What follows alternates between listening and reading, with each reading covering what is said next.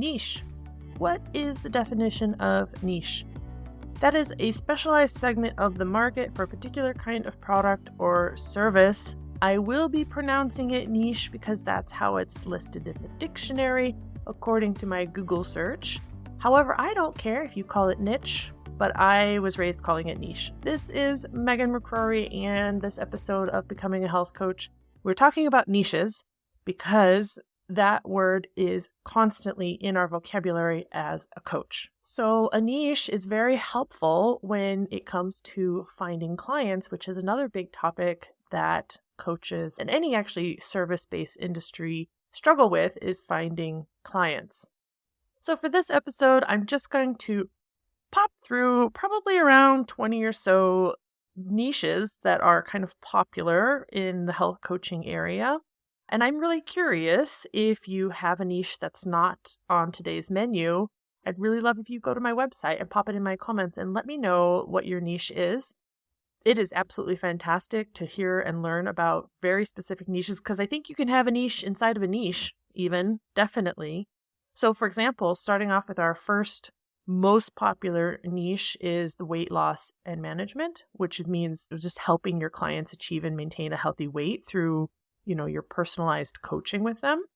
But a niche inside of a niche would be doing that for a specific type of person, for, let's say, new mothers or middle-aged women or men who game, gamers who sit behind PCs all the time, or IT people, or anybody who works behind a computer a lot. So there's a lot of different ways that you can mash that up. You can take the weight loss and management part and then narrow it down, even niche it down, as people say. The second niche is nutrition through specific diets. I haven't talked a lot about specific diets because, with IIN, the school that I went to in 2018, they taught us a lot about all these different specific diets, but it was not to use them necessarily, but to understand where your client is coming from.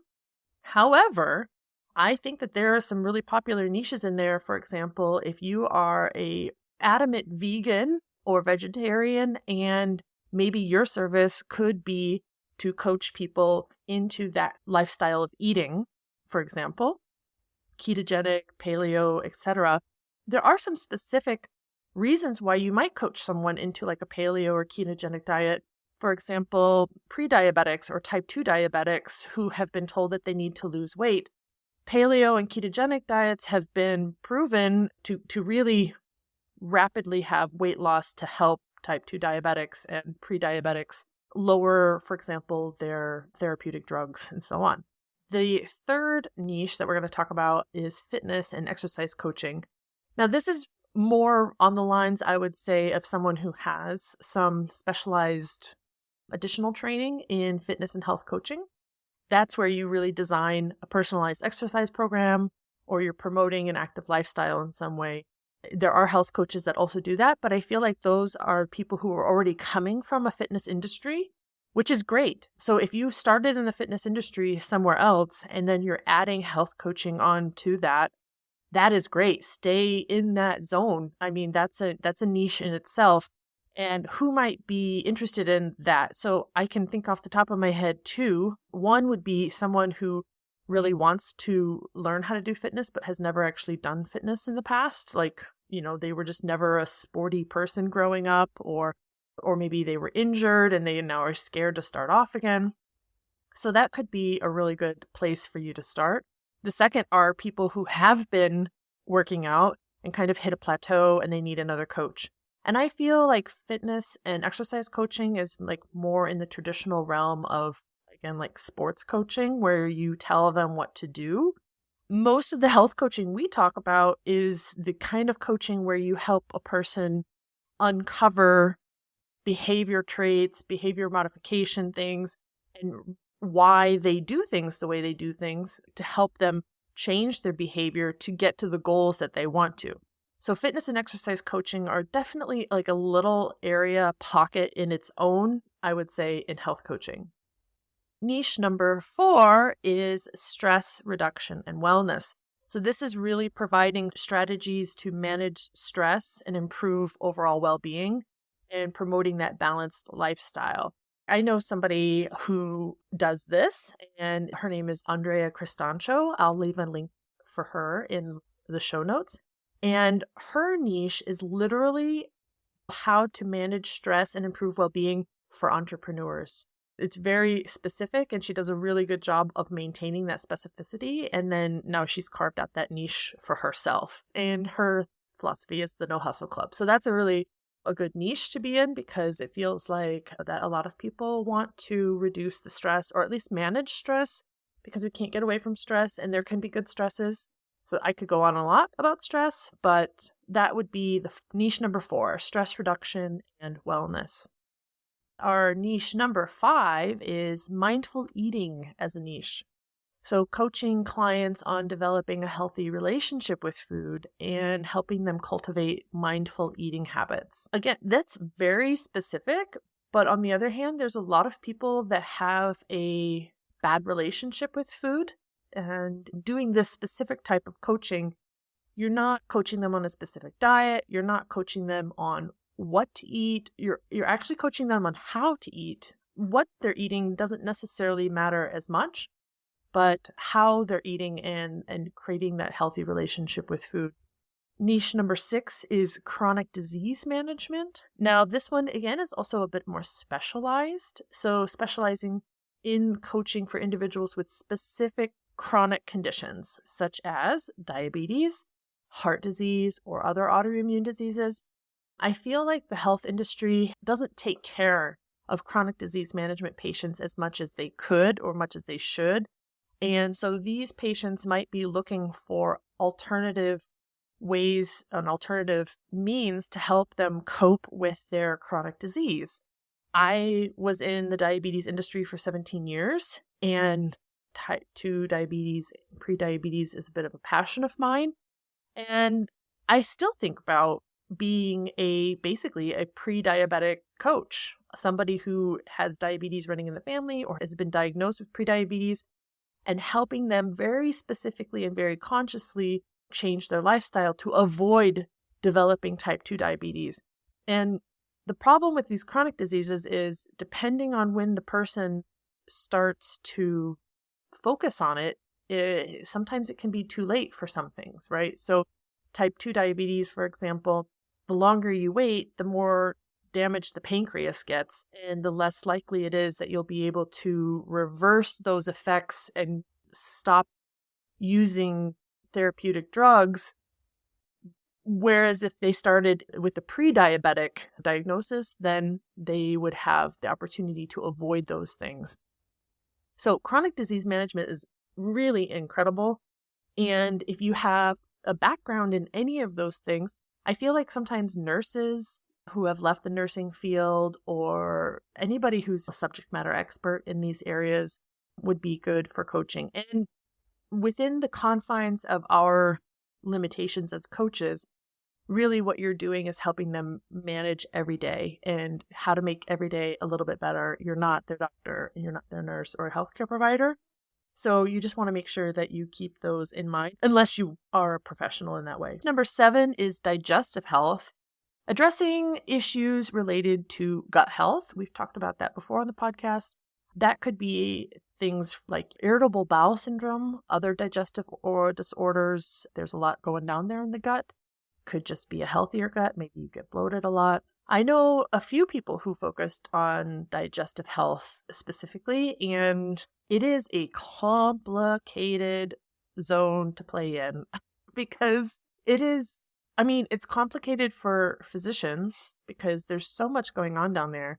So I feel like if you want to go into a digestive health niche, you really probably want to continue some education in that area to be a bit more understanding of all the different areas. Now, I took the gut health course from IIN. Several other people I know did as well. It is very good. It is a really good starting program. I'm not sure if I would feel completely comfortable coaching on digestive issues just from that course, but I feel like that course helped me understand what I would need to know, or like what I still don't know, or if I wanted to do that, right? And a lot of times these courses, you get into a course and you're like, oh no, I don't really like this niche. I don't like talking about gut flora every day, and that's probably not what I want to do. Or it could say, like, oh yes, digestive health is my jam, and that's what I want to do. But regardless, digestive health is tricky, and I would recommend, if you go into that niche, to do a bit more education. So niche number 8 is holistic health and integrative wellness. That is just basically taking a comprehensive approach to health, considering physical, mental, and emotional well-being. And I feel like holistic health and integrative wellness, I'm not really sure if I would call that necessarily a niche. Maybe if you were like working with a holistic physician or in an office with wellness, maybe. But I've kind of feel that's like the whole basis of health coaching. So I'm not sure if that's actually like a niche, or maybe how you could turn that into a niche. Maybe holistic health for families. That would be a good niche. So I think for that one, you'd have to take it a little bit further in the target audience that you're doing, not just the niche. So those are two different things. You can have a niche and a target audience, and you need to have both of those to kind of create your customer avatar and who your target market is for that niche. Number 9 is a big one. Number 9 is women's health. As a niche, women's health is big. I was just at an AI for Life event yesterday in Geneva, and I heard the amazing panel of women who were all talking about women's health. And that's no surprise. Women's health has not been, let's say, taken as a priority in the medical world. So women who are suffering tend to turn around and have to be their own advocates. And I see that a lot as health coaches. Women who have gone through health issues turn around, become a health coach, and try to help other women who have gone through that issue. Whether it's because it's a lifestyle issue or because they just don't believe the medical industry or the medical establishment where they are is good enough to help them. So women's health really specifically focuses on the unique health and wellness needs of women, including hormonal balance, fertility, and prenatal and postnatal care. Women's health is always going to be a big thing. I think the hardest part about niching in women's health is differentiation between all the other health coaches. So again, for this niche, you're going to have to do like a niche. So women's health for women in their early 20s with PCOS, women in midlife going through perimenopause or premenopause, any of the menopausal states. You can pick a menopausal state and stick there. Women who have just given birth, women who are pregnant, women who have fertility issues other than PCOS or, endometriosis and all these other things. Sometimes you might get scared that a little bit of this is too medical, but on the other hand, you're not going to go in there and surgically do anything. You're trying to help them live a better life while they have this potential women reproductive issues or hormonal issues. And there's not much you can do wrong there in terms of helping them as a health coach. You're not going to be prescribing anything. It's more or less helping them experiment with their own body and experiment with different tactics, different foods, different exercises, and things like that, till they find for themselves something that works really well. Okay, number 10 is corporate wellness as a niche. Now, corporate wellness as a niche is one that kind of a double-edged sword for me, because I feel like corporate wellness is the one place where health coaches can actually make a good amount of money because corporations have money to spend. And having a wellness program is great for them for their employee retention and recruiting, etc. And what does it mean to be in corporate wellness? Well, that's really providing coaching services to employees within that organization to enhance the workplace well-being and to also enhance productivity. And there's a lot of different ways that you can focus on corporate wellness. One is like little things like workshops like lunch and learns or mindful sessions. You can do yoga if you're a yoga teacher. You can do challenges within a company. I know a lady does some challenges just using the WhatsApp app. So there's a lot of opportunity for corporate wellness. The hurdle with corporate wellness is getting in the door. So it's really helpful if you have an in or you're very persistent about meeting and networking with people in the space. The good news is now that there are people with a title called Wellbeing Director. So you can go to LinkedIn and look for this. I have let's say, because I came from corporate, again, the love-hate relationship there is like, oh, I know I could walk in and easily do a program, but working in a corporate environment again kind of gives me little right now. So it's like, oh, it's a mindset thing for myself. Like, do I work with corporate and make some money and feel like I'm still selling my soul to the devil? But then, no, but I'm actually helping people in the organization. But on the other hand, this kind of goes back and forth. And one big thing to note is that if you decide to do corporate wellness, how you structure your programs are very important, because if a company just gives coaching to their employees, you might find that people are not as invested in it because they have not had to invest their own money into the program. That is a very common thing that we see. If you give programs away or so cheap that they are basically given away, the engagement within the program might be a lot lower. So, for example, if you wanted to do corporate wellness, you could do like a 50-50 split. Like the company pays for 50% of your services, but the employees still have to pay for 50%. And you can explain that to the company as a way to make sure that whoever's engaging in that specific program has, put their own skin in the game, for example. Now, that could be for one-on-one coaching, but you could do, free programs, like I said, lunch and learn, some workshops and things like that. That's definitely a okay space to play in, where potentially you don't need the employee to also pay. All thoughts I've thought about. Let me know if you want a whole thing on corporate wellness, or if you want me to link some people who I've followed about corporate wellness. That's always a big topic. Okay, healthy aging is our number 11 niche. So that is supporting people in optimal health while they age. I really see this as a target market of 40 plus, where people start to feel age.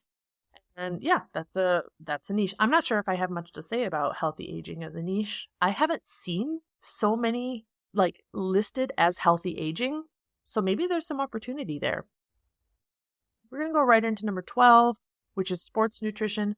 This kind of fits in with our number 3, fitness and exercise coaching. However, it really is focused on nutrition. And so I feel that when you're doing anything on nutrition, you need to have a nutritional background. You should either be a dietitian or a nutritionist if you're going to be prescribing some kind of food program. So doesn't mean you can't do it, but you might need to have a little bit more education. And specifically for sports nutrition, you're focusing on athletes and fitness. So that's a niche that you could play in. Niche number 13 is emotional eating and food addiction. And this one is probably a pretty heavy niche to be in. However, if you are a subject matter expert, I feel like that's a pretty impactful one. Not that all the niches we haven't talked about before aren't impactful, but come on, emotional eating and food addiction, those are heavy things. I would commend anybody who chooses to go into that niche, and I would be very happy to know some people who are in that zone. Especially, again, I haven't come across anybody in this area. Not that I'm looking for that, so I haven't Googled it, but I haven't come across anybody. So I think maybe that also might be a niche where you have a little bit more of the playing field to play with, because it's maybe not as saturated as general women's health, for example. All right, coming in at number 14 is family health and nutrition. This is supporting families in making healthy lifestyle choices and kind of creating that nourishing home environment. And I know several people that have chosen this niche, and this is great, especially if you have your own family and you found out things that worked well for you guys, and then you can translate that into other families. I firmly believe if you have a niche, anything to do with families, somehow these do really, really well. I personally don't have any kids. I personally don't believe that I would feel comfortable in that niche because I don't have a family, because I don't know how kids are. I have a friend that did kids cooking courses. I could do that, but I feel like why play in that playground when I'm not an expert there? So family health and nutrition, definitely a great niche to be in wherever you are. So number 15, plant-based nutrition, is similar to the one that we had. Let's see, it was number 2, where we talked about nutrition for specific diets. However, this one is then more specific to plant-based nutrition, where you coach individuals on how to adopt a plant-based or vegan lifestyle. Very, very specific, but there is need out there because people who have grown up in a meat-eating family maybe do not have the toolkit to transition to a vegan lifestyle, and they want to. So I feel like that could be some options there. Obviously, definitely heavily food-based area. So if you're interested in recipes and recipe creation, maybe you would start a YouTube channel about plant-based recipes and things like that.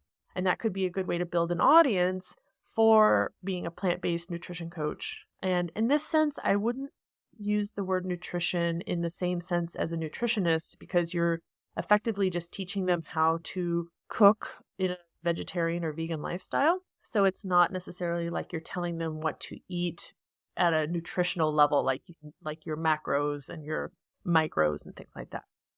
Okay, number 16 is mental health and wellness. And coaching for mental health and wellness is probably a pretty heavy niche to be in, but also something that has probably a little bit of stigma around it. So being in that space might be very rewarding. I think in this one, you probably need to niche again, something like focusing on anxiety, focusing on depression, some other specific mental health issues, or mental health stamina or rigidity, how to build better mental health, even if you don't have a specific illness or disease. Number 17 is autoimmune wellness. And we talked a little bit about autoimmune earlier on chronic diseases. So this one would be then again, kind of like a niche, where you are niching down to support individuals with autoimmune conditions through nutrition and lifestyle interventions. And that can be a lot of things. For example, I think there was an Australian lady who did like a no sugar diet because she had Hashimoto's, and she found no sugar helped her autoimmune disease. Number 18 is men's health, because men have specific health concerns and goals as well. And this was really cool. Not all gamers are men, but the majority of gamers are men. So I'm talking about people who, play games on their computer or on a gaming console. And there's actually a company based out of the US, a coaching company that is specifically targeting gamers. So this coaching company has developed a complete health coaching package for gamers to help them eat better, to get exercise and things like that. So that's a really, really, really good example of niching down. So not even just men's health, but really gamers' health. And that is just extraordinary to me. And they're doing quite well because they have clearly defined their niche and their target audience. Okay, 2 more. Number 19 is post-rehabilitation coaching. So this is assisting people after they've recovered from injuries or surgeries in regaining their strength and mobility. And, we're not taking the place of occupational therapists or physical therapists, but it's more like, again, the kind of what the occupational and physical therapist wouldn't do, which is where you would step in, maybe altering. Honestly, I'm not really sure, except for I know a lady who does coaching in the breast cancer world. So she is a breast cancer survivor. She does work with women who have survived breast cancer, and that's her niche. And there you go. And number 20 is weightlifting and strength training. Again, they kind of mention similar things in like fitness and sports nutrition and things like that, but this is really specifically weightlifting and strength training. So specializing, coaching individuals focused on their strength and muscle through weightlifting. Again, probably you would want to have a bit more of personal trainer, fitness trainer background, or get that certification also in training in order to do that. All right. So that was the top 20 niches that I found for health coaches. And now I'd like to hear from you. What niches are you thinking about in your career, or have you picked one? And again, I would absolutely love to hear if there is a niche that you have that's not on the list, because I find it's kind of like digging for gold. It's like, ooh, look, there's a little nugget there that I never even would have thought about. And I feel like those are the winners, the ones you're like, oh yeah, of course that's niche, but I would never thought about it. And that's the beautiful part, people, about being a health coach and why it is not a competition between health coaches. If you have a niche that you're passionate about, it doesn't matter if you know 3 other people in that niche. You're all different and you all serve different things. And like I said, you can be in the same niche and have a different target audience.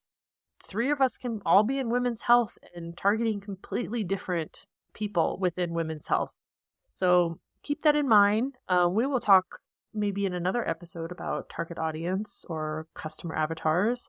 And I'm just going to leave it there. And as always, I really, really, really love to hear from you guys. And thank you everyone who's been using the IIN referral codes. I do really appreciate the support. That does support me financially when you use an ambassador code or a referral code from my side. Yeah, I think that's all I have to say today. We'll see you in the next episode. Bye.